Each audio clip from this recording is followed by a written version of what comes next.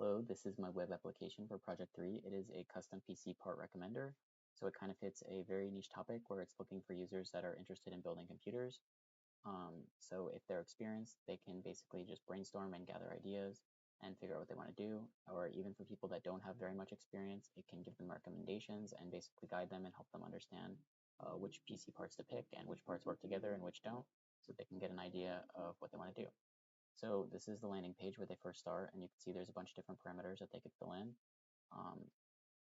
Some of them come filled in already. You can see here, you can change these by going in the drop down and selecting what you want. The budget is not filled in because that's very specific to each case, and if you don't fill it in and you try to submit, it will give you an error because it needs to know what budget you have so it can give you a valid recommendation. So I'm going to start by entering 900 as the budget, and then I'm just going to keep all the rest the same for now. And I'm going to click Get Build. So once you do that, you're going to see your recommended PC build. It's just going to be a general recommendation. It has the total cost at the bottom, so it's $878, which is under the $900 budget.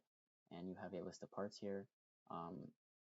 You can scroll through it and look at them. If you see anything that you maybe want to change, you can actually hit Edit, and it will bring up some alternative options if there's any available. So if I want to switch the RAM here to this RAM, I can just click on it, and it will switch it out. And then I can click Edit, and that will go back to normal. And same thing for anything else on the list. If I maybe want to change the power supply, I can go over here, click Edit, and I can look at the different alternative options. There's only one here, so I'm just going to click this one and switch the power supply as well. And as well, while you're switching the different parts, if you're selecting different alternatives, the total cost at the bottom will update to match the price of each thing you switch to. So now that I did that, I'm actually going to go back to the original page, and I'm going to switch the parameters. I'm going to maybe go for streaming, and I'm going to change the color scheme to white. I'll keep RGB lighting. I'll keep the noise level at silent. Overclocking support, maybe no preference, and then form factor, maybe I want to go for a full tower. Then I'm going to click Generate Build, and it'll give me a new recommendation. Again, it's fit within the budget.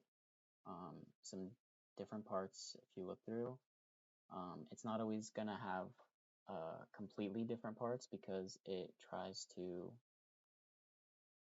prioritize the user's budget over everything else.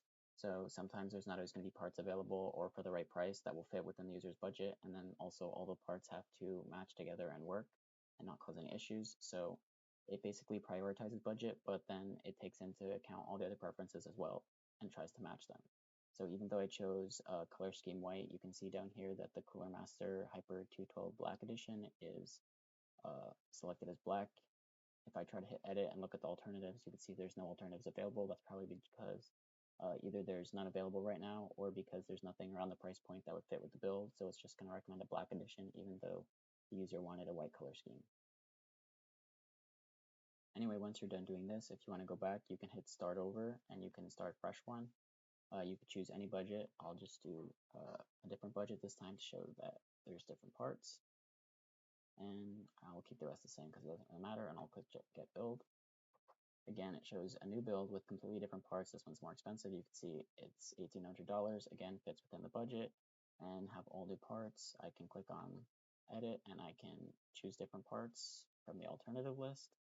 Here I can switch this, and budget updated accordingly. Now it's a little bit over, but that's just because the user wanted to switch to all the alternatives. Again, you can look through any of the other things, see if there's alternatives available. If you want to switch them, you can. You don't have to, though. And once you do that, you have a full build. Everything should work together and be fine. And you see the total cost, the prices are accurate. And you could just save this information and go and build your PC.